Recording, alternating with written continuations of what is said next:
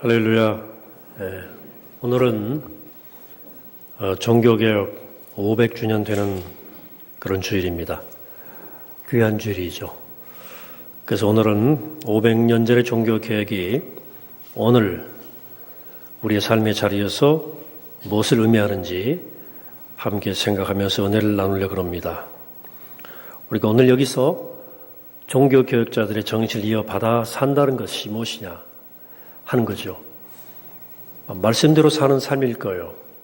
그래서 우리는 오늘 복음은 우리에게 어떻게 살아가라고 말씀하는가 하는 물음을 던지게 됩니다. 성경이 말씀하는 복음적인 삶의 방식, 한마디로 표현하면 이렇게 표현할 수 있을 것 같아요. 뒤집어서 보고 거꾸로 산다. 복음을 믿으면 그동안 믿어왔던 세계관, 인생관, 가치관이 전복됩니다.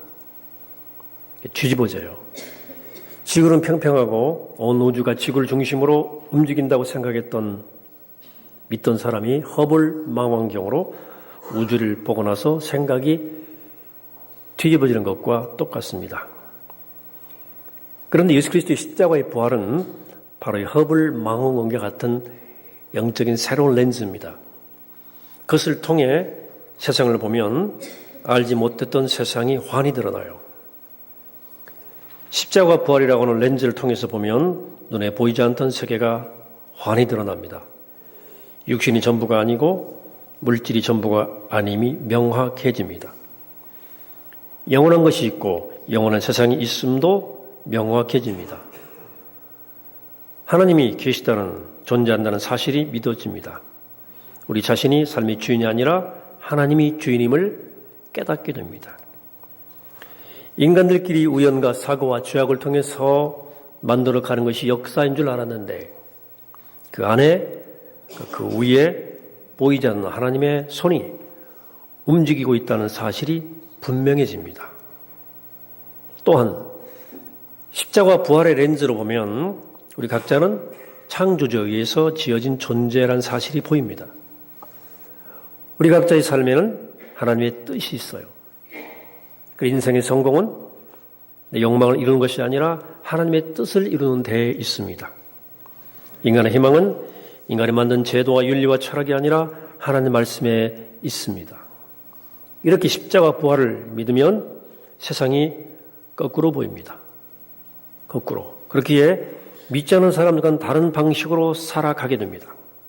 뒤집어서 보고 거꾸로 삽니다. 그리고 이렇게 사는 것을 우리는 복음적 삶의 방식이라고 부릅니다. 예수님은 하나님 나라에 대해 말씀하시면서 세상을 뒤집어 보고 거꾸로 사는 복음적 삶의 방식에 대해서 자주 말씀하셨습니다. 오늘 우리는 그 중에 대표적 말씀을 읽었습니다. 예수님께서 예루살렘에 거의 다다랐을 때의 일입니다. 12 제자 중에 형제였던 야고보와 요한이 예수님을 따로 찾아와서 청탁을 넣었어요. 이제 그 로마군을 몰아내고 이스라엘 왕국을 재건하게 되면 자기들을 가장 높은 자리에 앉혀달라는 것이죠. 나머지 제자 열은 나중에 이 사실을 알고 분개했어요. 왜? 그들도 똑같은 욕망이 있었기 때문입니다. 그 사실을 아시고 예수님께서 그들을 불러놓고 말씀하셨습니다. 오늘 42절. 예수께서 불러다가 이르시되 이방인의 집권자들이 그들을 임의로 주관하고 그 고관들이 그들에게 권세를 부리는 줄을 너희가 알거니와. 여기 예수님이 이방인이라고 하는 말을 쓰실 때는 하나님 인정하지 않는 믿음 없는 사람들을 가리킵니다. 그런데 하나님을 인정하지 않으면 이 세상과 물질과 육신이 전부로 보여요. 홉스가 말한 만일에 대한 만일의 투쟁은 그래서 생기는 거예요. 가장 많이 소유하고 누리는 사람이 이기는 것이라 하는 믿음이죠. 어떤 사람은 대놓고 그렇게 하고 어떤 사람은 은밀하게 그렇게 하는 차이만 있을 뿐 모두 같은 목적을 가지고 같은 방식으로 살아갑니다. 세상은. 이렇게 세속적인 삶의 방법의 핵심을 짚어주신 다음 예수님께서는 이렇게 말씀하셨어요. 43절에서 너희 중에는 그렇지 않을지니 너희 중에 누구든지 크고자 하는 자는 너희를 섬기는 자가 되고 너 중에 누구든지 으뜸이 되고자 하는 자는 모든 사람의 종이 되어야 하리라. 이 말씀은 너 더 커지려면 내려가 하는 전략적 의미가 아닙니다. 예수님은 지금 처세술을 말씀하는 게 아니에요. 하나님 나라의 질서를 따라 사는 사람의 뒤집혀진 가치관을 말씀하는 겁니다. 복음을 믿고 하나님은 나라를 아는 사람이라면 당연 남 앞에서 자기를 낮추고 섬기게 된다. 그런 뜻입니다. 다들 높아지고 커지고 강해지기 위해서 몸부림치는 세상에서 거꾸로 살아간다. 그러면서 한마디를 덧붙이시는데 45절입니다. 인자가 온 것은 섬김을 받으려 함이 아니라 도리어 섬기려 하고 자기 목숨을 많은 사람의 대속물로 주려 함이니라. 인자는 다니엘서 7장 13절에 나오는 미래 영원한 왕 메시아를 가리키는데, 그런데 그 영원한 왕이 다스리고 군림하고 섬김 받기를 사용하고 오히려 자기를 낮추어 섬기려 왔다. 또 그 섬김의 끝은 많은 사람의 대속물로 십자가에 달려 죽는 것이었다는 거죠. 예수님은 그렇게 사셨습니다. 하나님을 믿으셨고 하나님 나라를 보셨고 하나님 약속을 믿으셨고 영생을 믿으셨고 부활을 믿으셨기 때문입니다. 눈에 보이는 것보다 눈에 보이지 않는 것이 더 참되고 영원하다고 믿으셨기 때문입니다. 당시 그 누구도 메시아가 오셔서 죽임을 당할 것이라고는 전혀 생각하지 않았어요. 세상적 기준으로 보자면 낮아지는 것, 섬기는 것, 고난당하는 것, 죽임을 당하는 것은 지는 거예요. 그건 실패예요. 하지만 예수님은 그것이 진정한 성공이요 이기는 것이라고 믿으셨습니다. 그 믿음으로 예루살렘에 들어가 많은 고난을 당하시고 십자가에 달려 죽으셨어요. 그런 예수님이기 때문에 제자들에게도 그렇게 살아라, 이렇게 권면하신 겁니다. 문제는 이렇게 사는 것이 결코 쉽지 않다는 데 있어요. 두 가지 문제 때문에 그렇습니다. 첫째는 세상에서 거꾸로 사는 것이 구체적으로 무엇을 의미하는지 때로 분명하지 않기 때문에요. 둘째는 안다 해도 그렇게 실천할 만한 의지가 부족하거나 없기 때문입니다. 뒤집어서 보고 거꾸로 사는 것이 때로 불편해요. 손해보는 거예요. 때로 왕따당해요. 때로 미움받는 일이에요. 근데 우리의 타락한 욕망이 절대 이것을 허락하지 않습니다. 그렇기 때문에 때다른 영적 용기가 필요한 일입니다. 자녀들이 중고등학교 정도 들어가면요, 보통의 가정은 이제 고민이 시작돼요. 그들의 대학 입학 진로 문제 때문입니다.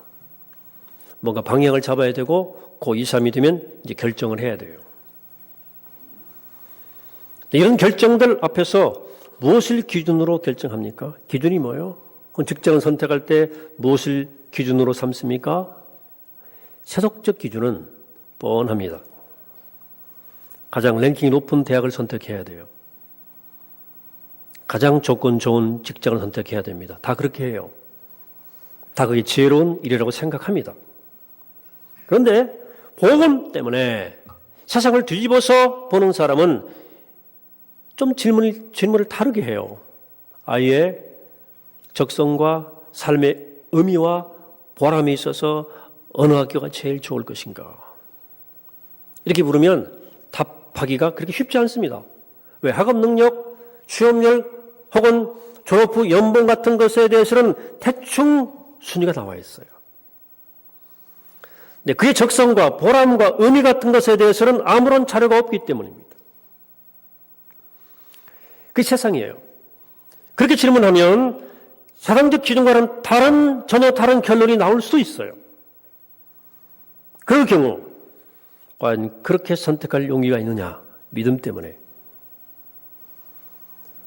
모든 걸 순위로만 평가하는 세상에서 남을 주보지 않고 자신의 믿음을 따라 선택할 수 있을까 하는 겁니다. 여러분 거창고등학교 들어보셨죠? 강남 거창에 1953년도에 기독교 정신으로 세워진 사립학교입니다. 이게 이 다른 학교와 달리 사람됨을 강조하는 학교인데 그럼에도 불구하고 대학 진학률이 좋아요. 그래서 유명하기도 해요. 이 학교에 명물이 있어요. 3대 교장이었던 고 전영창 선생이 졸업생들에게 주었던 직업 선택 10계명이라는 게 그거예요. 너무도 유명하기 때문에 많은 분들이 대부분 알고 있을 겁니다. 다시 한번 기억을 되살려 주죠. 첫째, 월급이 적은 곳을 선택하라. 둘째, 내가 원하는 것이 아니라 나를 필요로 하는 것을 선택하라. 세 번째, 승진의 기회가 거의 없는 곳을 선택하라. 네 번째, 모든 조건이 갖추어진 곳은 피하고 처음부터 시작해야 하는 황무지를 선택하라. 다섯 번째, 앞을 다투어 모여드는 곳은 절대 가지 말라. 아무도 가지 않는 곳으로 가라. 여섯 번째, 장래성이 전혀 없다고 생각되는 곳으로 가라.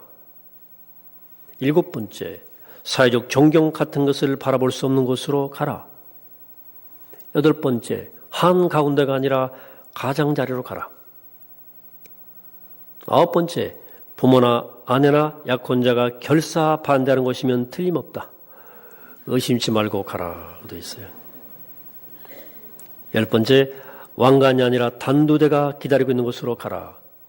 이게 직업 선택의 10계명이었습니다. 여러분 어때요? 이거 다 한마디로 말하면 세상을 뒤집어서 보고 거꾸로 살라는 거예요. 여러분 사람의 일생 동안에 살아가면서 한 번이라도 이런 결정해 보신 적이 있습니까? 아니 이 10계명에 공감이나 되십니까? 뭐 순진한 이상주제 잠꼬대처럼 느끼시는 건 아니에요?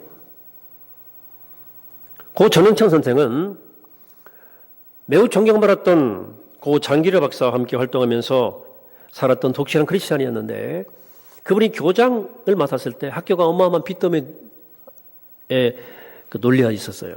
문을 닫아야 할 지경입니다. 학교를 구해낼 방도가 없어요. 그래서 선생이 찬송 성경 그리고 담요한장 들고 거창 근처로 토굴로 들어갑니다. 가서 작정 금식 기도해 일주일 동안.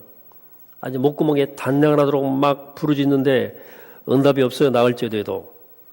그래서 이렇게 기도했습니다. 하나님, 저 일주일 동안 금식 기도하는 이 기간 동안에 응답 안 해주시면 저는 거창고등학교 살릴 확신이 없습니다.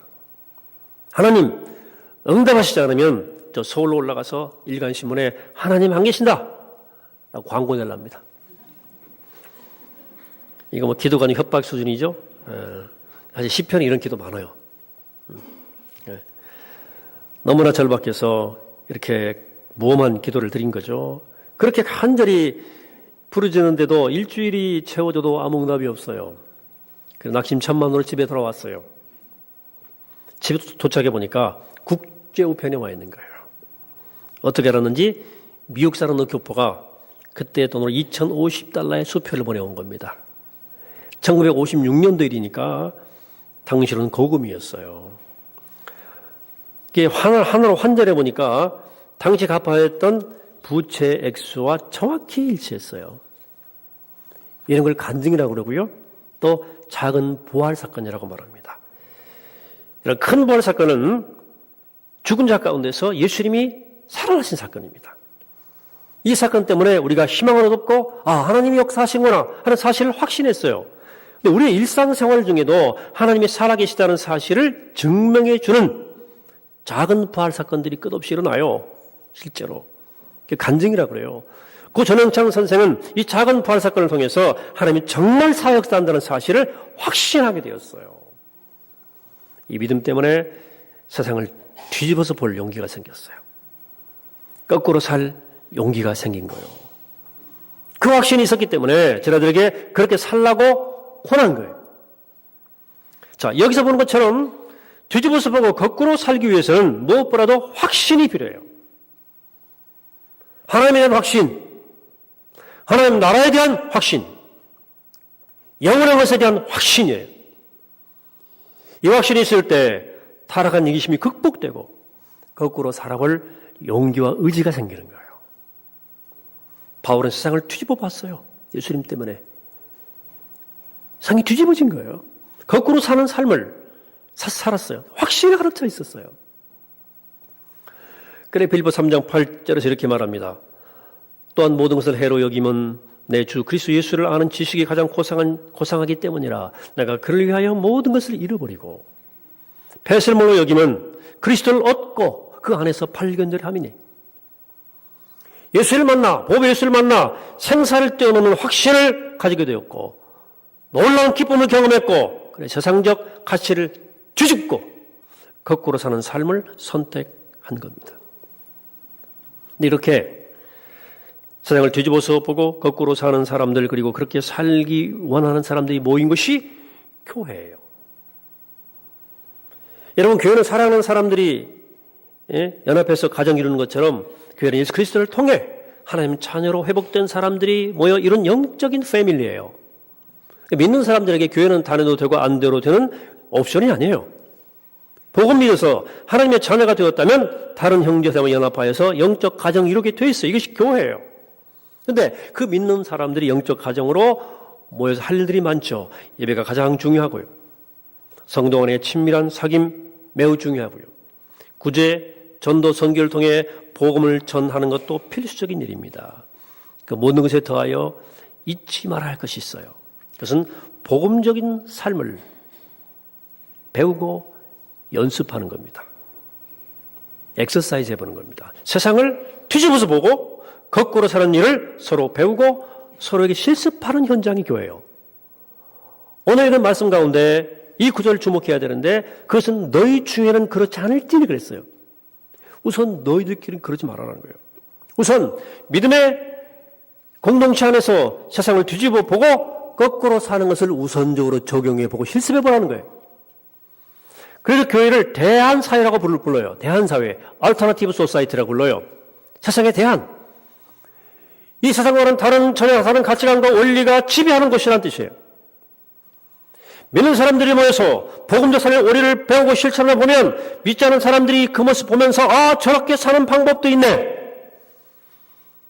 저렇게 살면 참 좋겠구나라고 느낀다는 거죠. 사도행전 2장에 나온 초대 예루살렘 교회가 그랬습니다. 각기 자기 유익을 위해서 각기 전투하는 이 세상 한복판에서 이 사람들이 믿는데 네 것 내 것 없이 다 한 몸 이루어서 살아갔어요. 그 모습이 믿지 않은 사람들이 충격이었습니다. 너무 놀라웠어요. 그래서 매일처럼 사람들이 기웃거리고 사람들이 찾아온 거예요. 자, 오늘의 교회 공동체는 어떠냐? 세상을 뒤집어서 보고 거꾸로 살려는 열정과 노력이 교회 안에 있느냐? 그런 열심과 노력 때문에 세상과는 전혀 다른 혹은 믿지 않은 사람들은 상상도 할 수 없는 신기하고 놀라운 일들이 교회 가운데 일어나고 있느냐? 아니면 세상의 가치관과 원리와 질서가 교회 안에 그대로 들어와 작동하지 않느냐? 아니면 세상보다 더 세속적이지 않느냐? 가끔 후배 목회자들이 저를 찾아와서 상담할 때가 있어요. 되게 교인들과의 관계에서 오는 어려움들이 많더라고요. 뭐 그런 것 같아요. 사람 사는 데니까. 근데 이러저러한 갈등의 이유를 쭉 제가 듣다 보면 참 유치찬란하다 그런 생각을 떨쳐버릴 수가 없어요. 되게 다투는 이유도 다르고 명분도 다르지만 뿌리는 딱 하나예요. 자신을 제일 중요하게 여겨달라는 겁니다. 나 VIP야 이 얘기예요. 날 뭘로 봐. 남보다 나를 더 낮게 여기달라는 것입니다. 그런 말을 들으면 참 들을 때 가슴이 아파요. 저 앞길이 창창한 목사가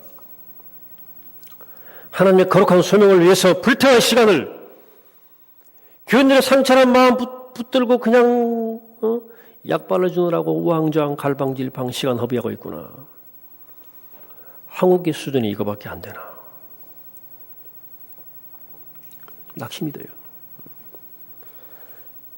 교회로 모여서 세상을 뒤집어보고 인생을 거꾸로 사는 복음적 삶을 배우고 그걸 실천하고자 하는 열정이 없어요. 그 뜨거움이 없어요. 사정이 이렇다 보니까 목사도 목회의 진정 소명 잊어버리고 성인 아이, 어덜 차일드라고요. 성인 아이 달래기에 그 귀한 시간 다 허비하는 거예요. 물론 때로는 목회자 자신이 세속적 욕망으로 목회하여서 문제가 생기기도 하죠. 그래 교회란 명찰은 있지만 교회가 그 자격을 잃어버렸어요. 왜? 세상만도 못하기 때문에. 우리는 나는 의인을 부르러 온 것이 아니라 죄인을 부르러 왔다는 주님 말씀을 기억해야 돼요. 교회는 모든 사람 앞에 문이 활짝 열려 있어야 돼요. 가난하고 내놓을 것 없고 존재가 없는 사람들에게 품을 안을 수 있는 품이 되어줘야 되고, 세상 어디서도 환영받지 못하는 상처 입은 심령들이 찾아나올 수 있는 곳이어야 돼요. 목사와 성도는 그런 사람들이 상처 아픔을 품에 안고 올 때 그들을 품고 치유 회복을 위해서 헌신하도록 부름받은 공동체예요. 그렇기 때문에 때로 교회 안에서 수준도 안 되는 유치한 일들이 일어날 수 있습니다. 그런 일이 보기 싫다면 목회 같은 건 안 해야 돼요. 그런 거 싫어가지고 인품과 학식과 교양이 출중한 사람만 딱 모아놓읍시다. 그건 교회가 아니라 상류사회 사교클럽이죠. 와하잖아. 다만 그렇게 모여서 자신의 상처와 아픔에서 벗어나서 서로 상대방의 아픔과 상처를 위해서 섬기도록 애쓰는 공동체, 모일 때마다 그런 열심과 노력이 있어야 됩니다. 그런 열심과 노력이 유럽을 망각하면 교회는 세상보다 더 못한 집단이 될 가능성이 매우 높습니다. 맨날 만나니까. 반면에 그것을 기억하고 마음을 아파요 그렇게 노력하면 교회는 세상이 볼 수 없는 놀라운 신비로운 공동체가 되는 거예요. 깜짝 놀란 세상이. 우리 교회가 그런 교회가 되기를 주의 이름으로 축복합니다. 그러기 위해서는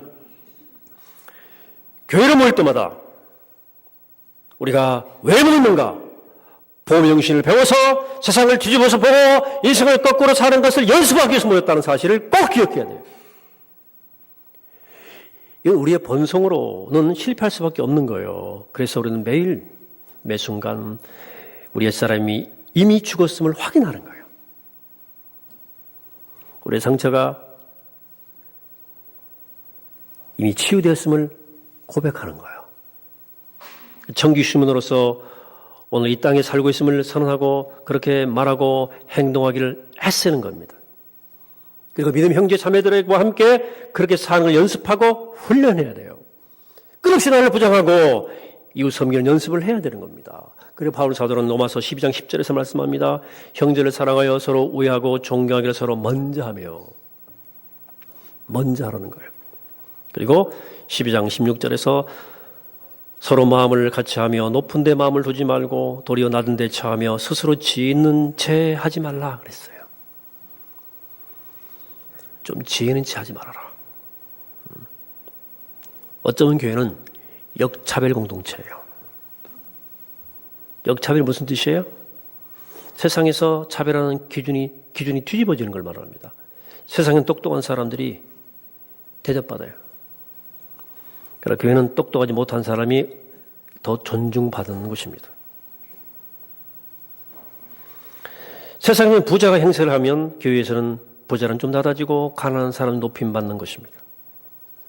세상에서는 신분 상승을 위해 노력한다면 교회에서는 서로 나라지기를 힘쓰는 것입니다. 세상에서는 랭킹 높은 대학교 가는 게 자랑거리지만 교회에서는 믿음 안에서 자기의 소명의 길을 뚜벅뚜벅 찾아가는 것이 자랑거리가 되어야 됩니다. 그러므로 여러분 교회에서 자랑할 때 조심해야 됩니다. 내가 자랑하는 것이 무엇이냐에 따라서 그 사람의 믿음의 내적 실력이 드러나는 거예요. 제가 어느 목사님을 만날 때마다 두 자녀를 자랑해요. 감사한 일이죠. 두 아이가 나온 대학교 유산과 지금 받는 그들의 연봉을 막 자랑하세요.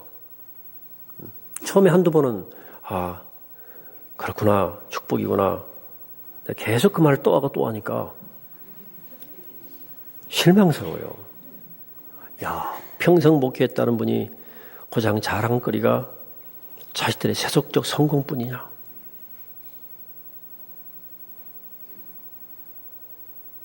목회 본함은 뭘까?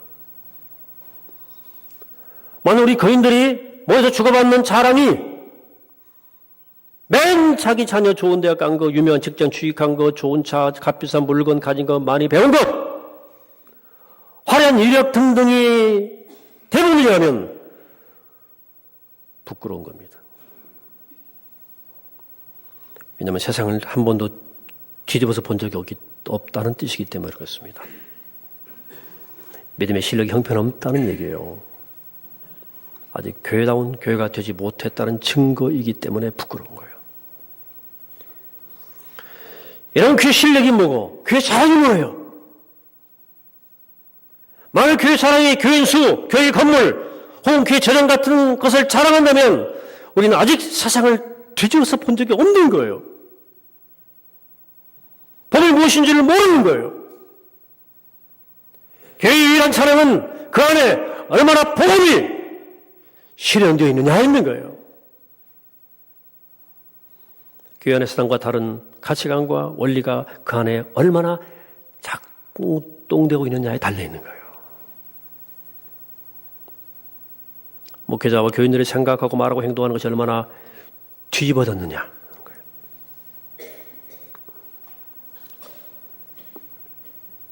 그렇게 우리가 교회 안에서 또 교회 지체로서 먼저 복음 요리를 배우고 실천하며 세상을 뒤집어보고 거꾸로 사는 실력을 키울 때 우리가 비로소 믿지 않은 사람들 가운데서도 그렇게 결정하고 그렇게 선택하고 그렇게 살아갈 수가 있는 겁니다. 이게 우리의 진짜 영적 실력이에요. 사랑하는 여러분, 여러분의 믿음은 어떻습니까? 여러분, 교회로 모인 거예요, 여기는.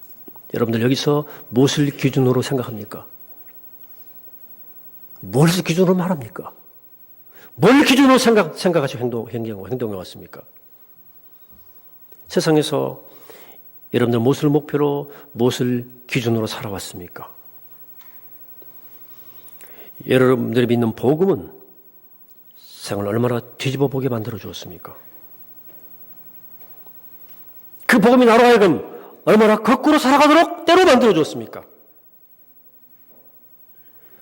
또 뒤집어보고 거꾸로 사는 삶에 얼마나 큰 신비와 기쁨이 숨겨 있는지 경험해 보셨습니까?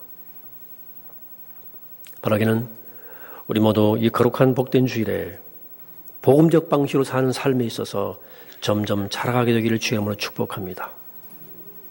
우리가 그냥 모이는 것이 아니라 모여서 하나님을 예배하고 함께 세상을 뒤집어서 보고 거꾸로 사는 삶을 훈련하고 실험해보는 믿음의 텃밭이 되기를 바랍니다. 그럴 때 주님 우리 교회를 기뻐하시고 우리는 교회 안에서 주님의 신비를 경험하게 될 것이고 우리 교회가 세상을 변화시키는 놀라운 구원 공동체로 쓰임받게 될 것입니다. 바라기는 이 은혜와 이 축복이 이 종교개혁 주일 우리 모두에게 가득하기를 주의 이름으로 간절히 축원합니다. 기도하겠습니다. 거룩하시고 자비로우신 아버지 하나님, 오늘 저희 주의 말씀을 붙잡고 우리 자신을 돌아보고 다짐하게 하심을 감사합니다. 복음 때문에 내 안에 변화가 일어나게 하시고 그 변화를 행해보고 연습하고 실습하는 장이 되어서 여기서 잘 훈련받아서 세상에서 그렇게 살아갈 수 있도록 저들을 축복하시고 이 모든 걸음이 세상을 변화시키는 우리의 걸음이 되게 축복하여 주옵소서. 감사드리옵고 예수 그리스도 이름으로 기도하옵나이다.